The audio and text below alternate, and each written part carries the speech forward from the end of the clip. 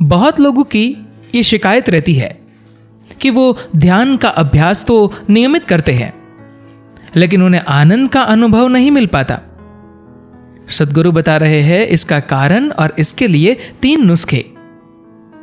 प्रश्न: कुछ लोग ऐसे होते हैं कि जैसे ही ध्यान में बैठते हैं उन्हें आनंद का अनुभव होने लगता है। मैं भी ध्यान करता हूं, लेकिन मुझे कुछ भी महसूस नहीं होता।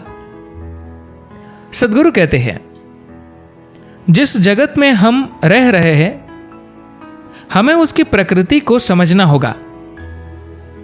मान लीजिए बाहर एक सेब का पेड़ लगा है।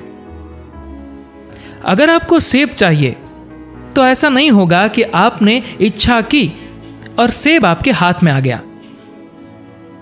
अगर आप यूं ही पेड़ पर पत्थर फेंकने लगे तो भी सेब आपके हाथ नहीं आएगा। आपको सेब के फल पर निशाना लगाकर मारना होगा, केवल तभी वह आपके हाथ में गिरेगा। इसका मतलब यह है कि इससे कोई अंतर नहीं पड़ता कि आप किस चीज की इच्छा कर रहे हैं। हो सकता है अचानक आपने यूं ही पत्थर फेंका और वह जाकर फल में लग गया और फल आपके हाथ आ गया। आपकी कोई इच्छा नहीं थी, आपने तो बस यूं ही पत्थर फेंका और फल आपको मिल गया। सवाल इसका नहीं है कि आप उसके लिए इच्छा कर रहे हैं या नहीं।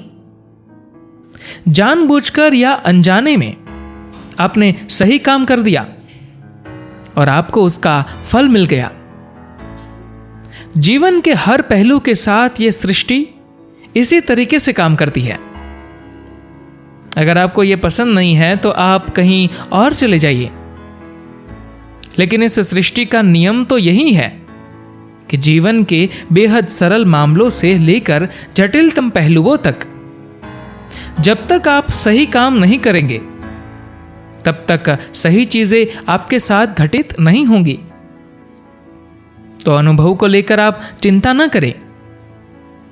आप अपने तरीके पर ध्यान दें और यह देखें कि उस क्रिया को करने का सही तरीका क्या है।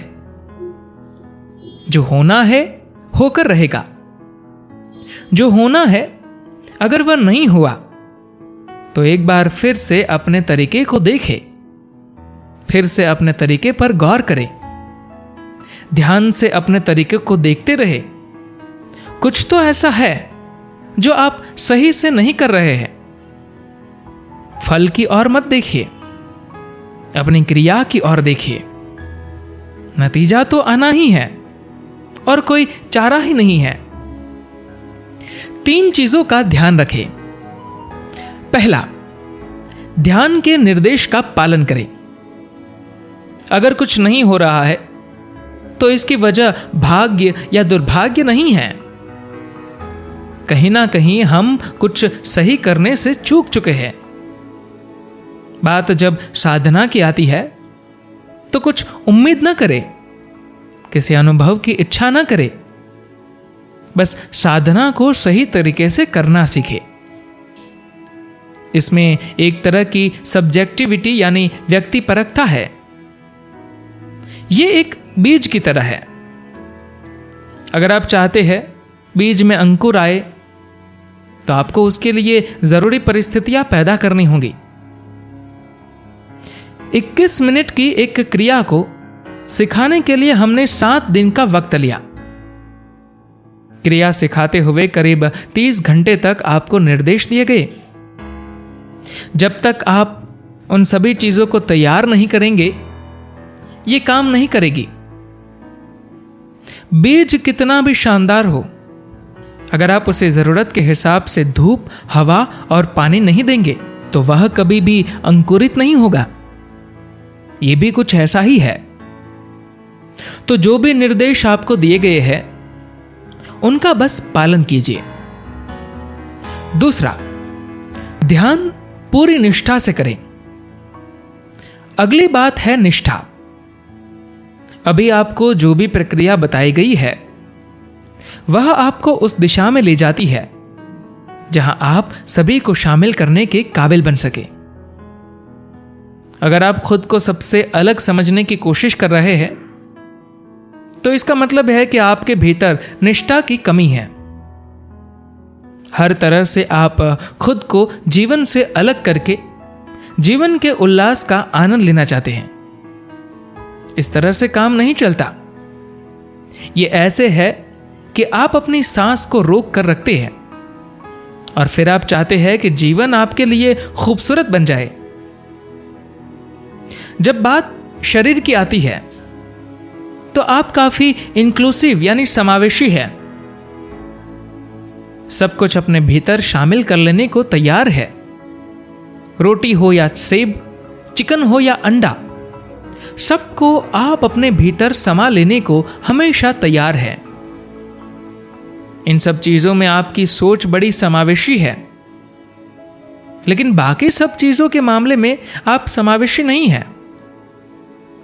अगर आप वास्तव में खास बनना चाहते हैं, सबसे अलग बनना चाहते हैं, तो अपने लिए एक अच्छे सा शीशे का केस बनवाइए।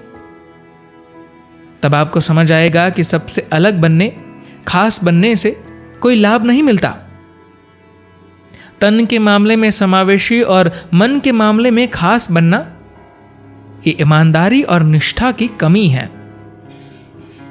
अगर आप हर स्तर पर समावेशी हो जाए, सबको खुद में शामिल करना सीख ले, तो जीवन उल्लास से भर जाएगा। तीसरा, ध्यान के उद्देश्य में तीव्रता लाएं। तीसरी चीज है उद्देश्य में तीव्रता। पूरी प्रक्रिया का उद्देश्य खुद को बड़ा बनाना नहीं है। पूरी प्रक्रिया का मकसद आपको शून्य में विलीन कर देना है, क्योंकि आप जिस चीज की खोज कर रहे हैं वह असीमितता है, विशालता नहीं है। बड़ा या विशाल बनकर आप असीमित नहीं हो सकते। विशाल की भी सीमा होती है। आप असीमित तभी हो पाते हैं जब आप शून्य हो जाते हैं। तो इन सब चीजों का उपयोग आप महान या बड़ा बनने के लिए नहीं करते। आप इसका प्रयोग खुद को मिटाने की प्रक्रिया के रूप में कर रहे हैं। अपना उद्देश्य आपको हमेशा स्पष्ट होना चाहिए। तो 3 चीजें हैं: बुनियादी निर्देश, आपकी निष्ठा और उद्देश्य में तीव्रता। अगर आप इन 3 चीजों का ध्यान रखते हैं तो आपको चमत्कारिक परिणाम हासिल होंगे। इन पर आपको रोजाना गौर करना होगा। केवल अभ्यास से पहले ही नहीं, आप जब सुबह सोकर उठते हैं तब चेक करें, क्या आज मैं ऐसा होने जा रहा हूं? यह चमत्कारिक ढंग से काम करेगा। धन्यवाद।